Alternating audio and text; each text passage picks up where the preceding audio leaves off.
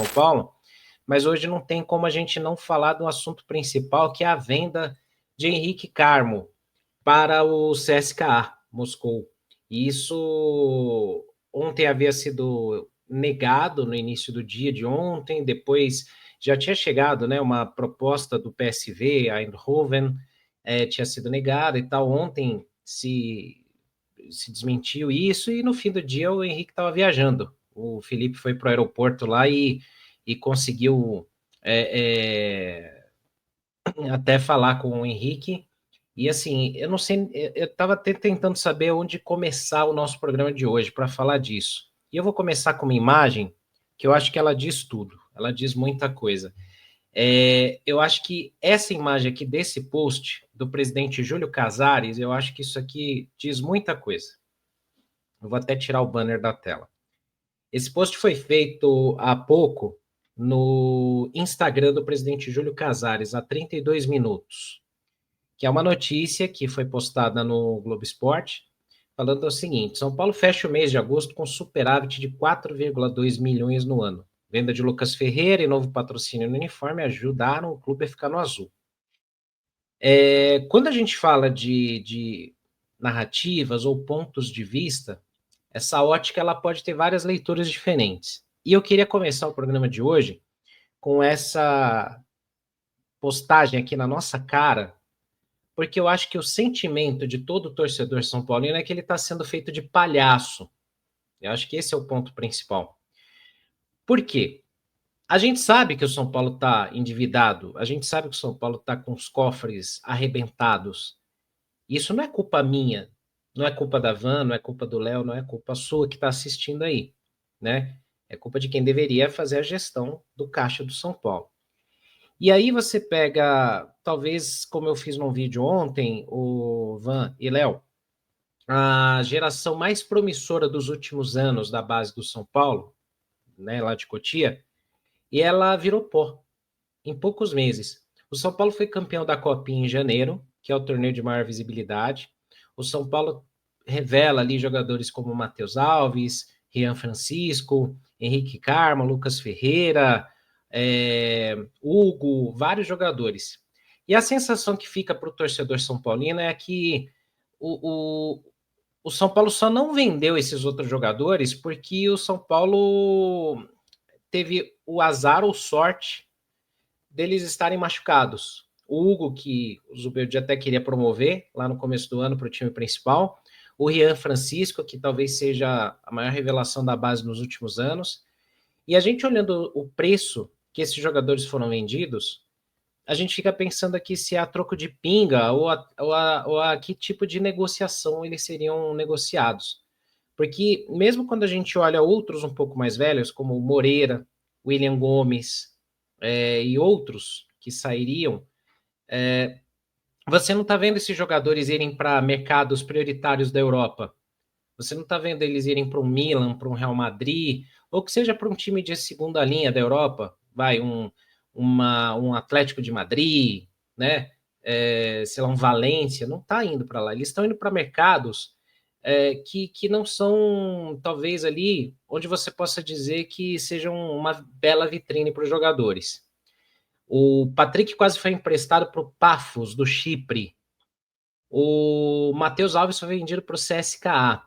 E hoje a gente acorda e vê uma notícia postada como essa, que é uma agenda positiva. Ah, o São Paulo está com superávit no ano.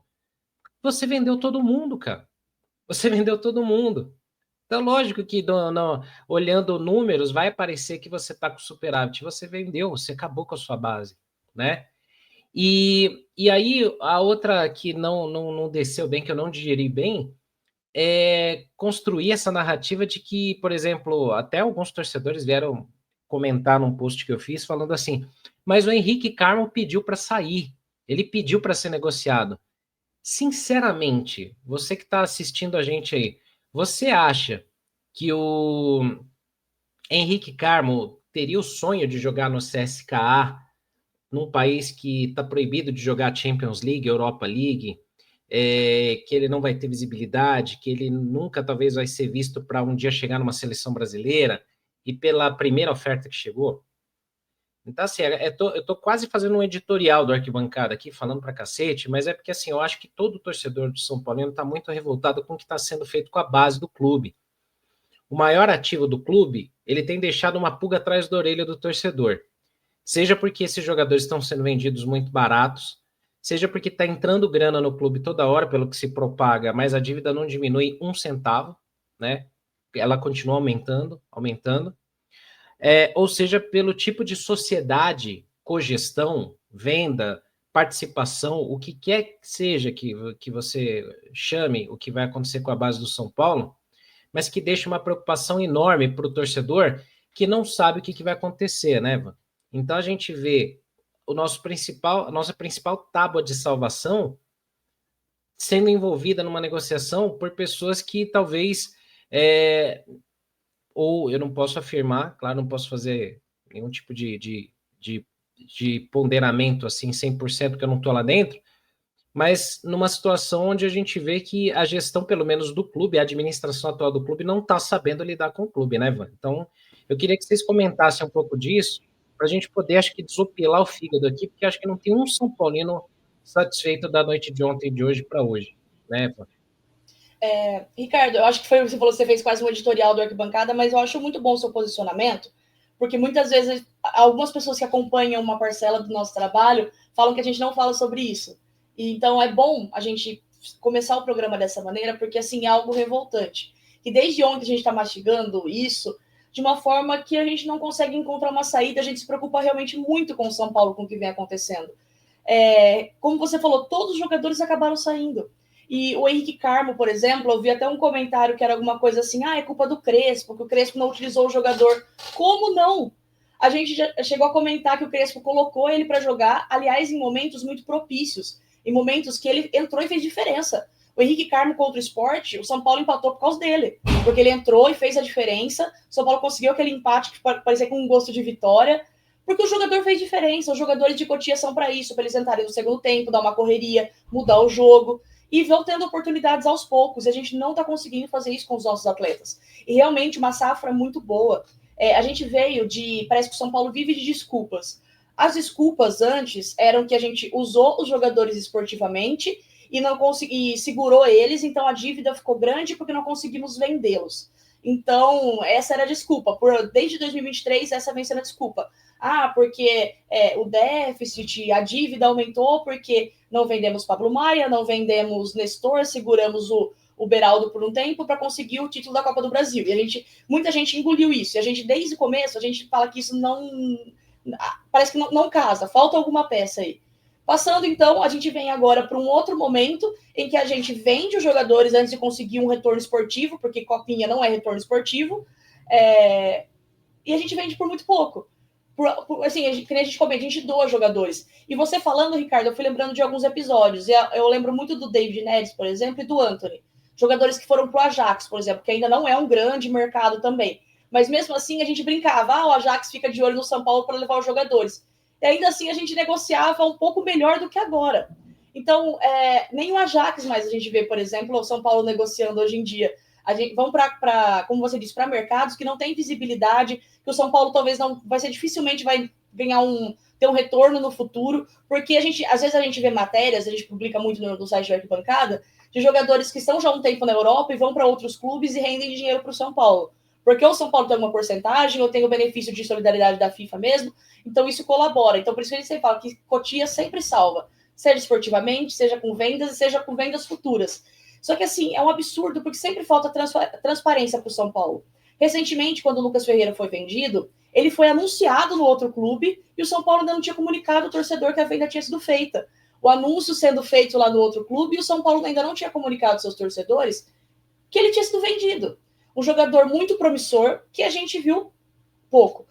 Mas tem questões, bastidores, tem questões, não sei o quê. Foi melhor ser vendido. Mas, tipo assim, o torcedor sabe disso? A gente fica sempre às escuras, a gente nunca tem o motivo da venda realmente, às vezes. Fica tudo muito... falta transparência, uma coisa que a gente vem falando desde a semana passada, com a não vinda do Marcos Leonardo. Falta muita transparência. A gente vê alguns clubes que publicam, por exemplo, aconteceu alguma venda. ou aconteceu alguma chegada de jogador, sempre tem muito explicadinho. Foi vendido por tanto, pela porcentagem tal, pelo tempo tal. O São Paulo só divulga, contratamos o jogador pelo valor tal. Tudo bem, agora o São Paulo está contratando jogadores que estão livres no mercado, então não precisa pagar o valor da transferência, ok. Mas a gente sabe que mesmo que se não tivesse, a gente não tem essa transparência.